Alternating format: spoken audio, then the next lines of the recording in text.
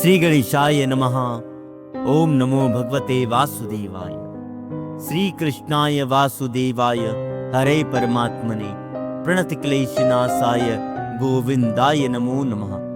आप सभी श्रद्धालु दर्शकों का हमारे चैनल शुभ आध्यात्म दर्शन पर हार्दिक स्वागत और अभिनंदन है।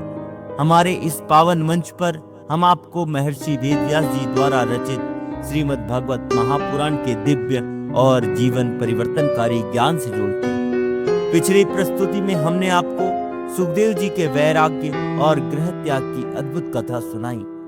यदि आपने वह कथा अभी तक नहीं सुनी तो उसका लिंक आपको आई बटन और डिस्क्रिप्शन में मिल जाएगा। और आज की इस विशेष प्रस्तुति में हम समझेंगे भागवत सप्ताह यज्ञ की विधि, एक ऐसी पवित्र प्रक्रिया जो आत्मा को शुद्ध करती है, मन को शांति देती है और जीवन में दिव्य ऊर्जा का संचार करती है। तो प्रिय मित्रों, आप सभी से विनम्र निवेदन है, यदि आप हमारे चैनल पर नए हैं तो सब्सक्राइब अवश्य करें।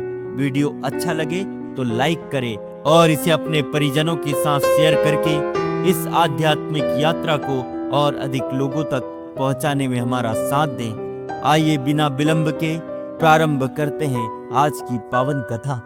महात्म्य के छठे अध्याय में विधि को समझाया है।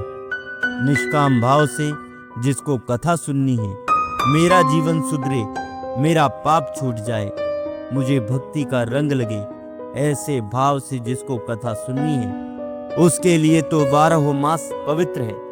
किसी भी दिन कथा सुनो। कथा करने वाले वक्ता के लक्षण बताए हैं।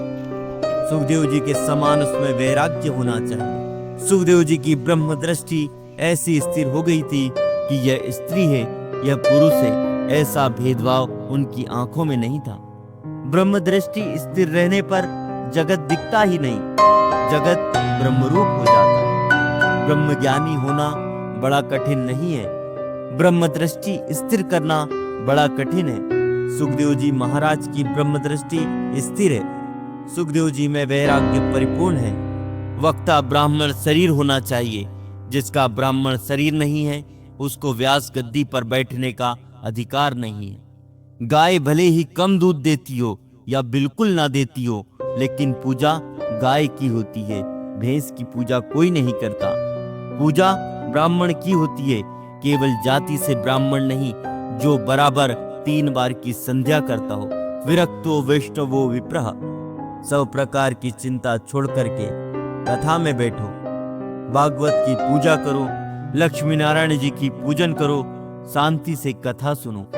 वक्ता विवेक से ऐसी कथा करे कि कथा में 8-10 वर्ष का बालक बैठा हो, उसको भी कथा में आनंद आए।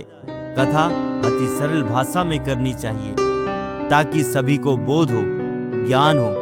दृष्टांतों के द्वारा सिद्धांतों को बराबर समझाए। ये कथा अति मधुर है, मंगलमयी है, पाप का विनाश करने वाली है, मन को शुद्ध करने वाली है। महात्म्य की कथा यहाँ परिपूर्ण करते हैं। अब अगले वीडियो में भागवत का प्रारंभ करेंगे। मित्रों, इस चैनल के साथ बने रहिए।